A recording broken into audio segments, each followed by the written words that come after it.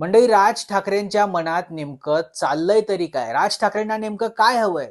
असा प्रश्न आज ज्या घडामोडी घडल्यात ना त्यानंतर उपस्थित होतोय. नेमकं काय घडलंय तेच या व्हिडिओच्या माध्यमातून आपण पाहणार आहोत. हा व्हिडिओ संपूर्ण पहा आणि चॅनलवर जर तुम्ही नवीन असाल तर चॅनल सबस्क्राईब करायला विसरू नका. मंडळी, राज ठाकरे आणि उद्धव ठाकरे हे दोन्ही ठाकरे बंधू एकत्र येणार, पुन्हा एकत्र येणार या चर्चा महाराष्ट्राच्या राजकारणात रंगू लागल्या. खरं तर याची सुरुवात जी आहे ही राज ठाकरेंनीच केली होती. राज ठाकरेंनी महेश मांजरेकर यांना एक मुलाखत दिली होती. या मुलाखतीत बोलताना राज ठाकरे म्हणाले होते की महाराष्ट्रापेक्षा आमच्या दोन्ही भावंडांमधील जे वाद आहेत हे फारच छोटे आहेत, हे फारच क्षुल्लक आहेत. ही भांडणं आम्ही विसरायला तयार आहोत, असं म्हणत त्यांनी उद्धव ठाकरेंना युतीसाठी एक प्रकारे सादच घातली होती. आता यावर भाष्य करताना उद्धव ठाकरेंनी देखील आम्ही देखील भांडणं विसरू, आम्ही देखील एक दिलानं महाराष्ट्र हितासाठी यायला तयार आहोत असं म्हणत राज ठाकरेंनी दिलेल्या युतीच्या ऑफरला कुठेतरी उद्धव ठाकरेंनी प्रतिसादच दिला होता. त्यानंतर मात्र हे दोन्ही ठाकरे बंधू एकत्र येणार आणि महाराष्ट्राच्या राजकारणात एक दिलानं काम करणार अशा चर्चा या सुरू झाल्या. ठिकठिकाणी या दोन्ही भावंडांचे बॅनर देखील झळकले. त्यानंतर या चर्चांना कुठेतरी ब्रेक लागला होता. त्याचं कारण होतं या दोन्ही ठाकरे बंधूंचा परदेश दौरा. मात्र जेव्हा हे ठाकरे बंधू पुन्हा महाराष्ट्रात परतले त्यावेळी या चर्चांनी पुन्हा एकदा वेग धरला.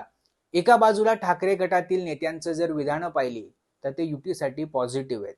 मग तिथे अनिल परब असतील, सुषमा अंधारे असतील किंवा खासदार संजय राऊत असतील, हे वेळोवेळी समोर येऊन युतीबाबत सकारात्मकच बोलत आलेत. तर दुसऱ्या बाजूला मनसेमध्ये मात्र युतीबाबत दोन प्रकारच्या कमेंट्स आपल्याला पाहायला मिळतात. एका बाजूला जर अविनाश जाधव असतील किंवा माजी आमदार राजू पाटील असतील यांचे जर विधानं पाहिले तर त्यांना युती व्हावी त्यांची अशीच इच्छा आहे.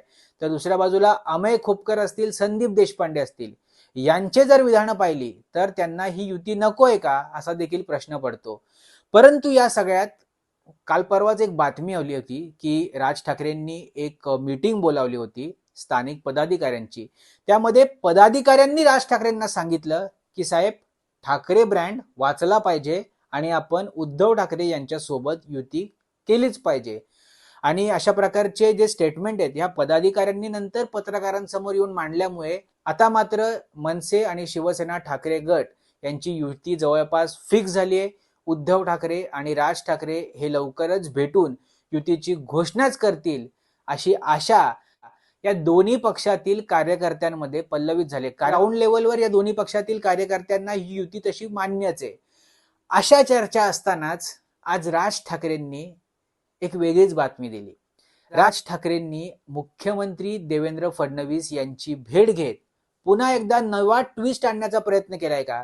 ठाकरे बंधूंची जी युतीची चर्चा सुरू होती त्या चर्चेवर पाणी फेरण्याचा राज ठाकरेंचा प्लॅन आहे का? राज ठाकरेंना युती नको आहे का? किंवा राज ठाकरेंचं मन बदललंय का? अशा चर्चा आता सुरू झाल्यात. त्यामुळे राज ठाकरेंना नेमकं काय हवंय? खरं तर राज ठाकरे स्वबळावर मुंबई महापालिका निवडणूक लढू शकतात का? तर त्याचं उत्तर आहे नाही. राज ठाकरेंना कोणासोबत तरी जावं लागेल. त्यामध्ये सर्वात पहिला जो पर्याय तो म्हणजे उद्धव ठाकरे यांचा. आणि जर ठाकरे बंधू एकवटले तर ठाकरे ब्रँड हा मुंबईत चालू शकतो. नुकताच एक सर्वे देखील आला होता. त्या सर्वेमध्ये असा प्रश्न विचारण्यात आला की ठाकरे बंधू जर एकत्र आले तर त्याचा कितपत परिणाम हा मुंबई महापालिकेत पडू शकतो.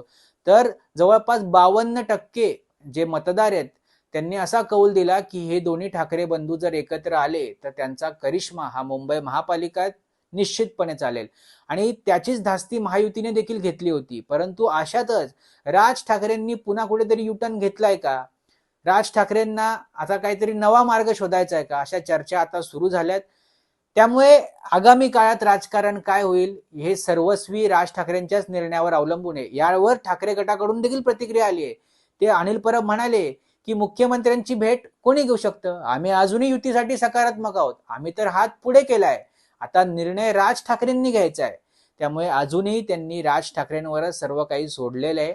आता राज ठाकरेंना ठरवायचंय नेमकं कोणत्या दिशेनं जायचंय. कारण राज ठाकरेंसाठी ही मुंबई महापालिकेची निवडणूक ही अस्तित्वाची असणार आहे. आणि राज ठाकरे नेमका कोणता निर्णय घेतात यावर बरंचसं राजकारण अवलंबून असणार आहे. तुम्हाला काय वाटतं? राज ठाकरेंनी कोणता निर्णय घ्यायला पाहिजे? तुमच्या प्रतिक्रिया कमेंट बॉक्समध्ये अवश्य व्यक्त करा. धन्यवाद.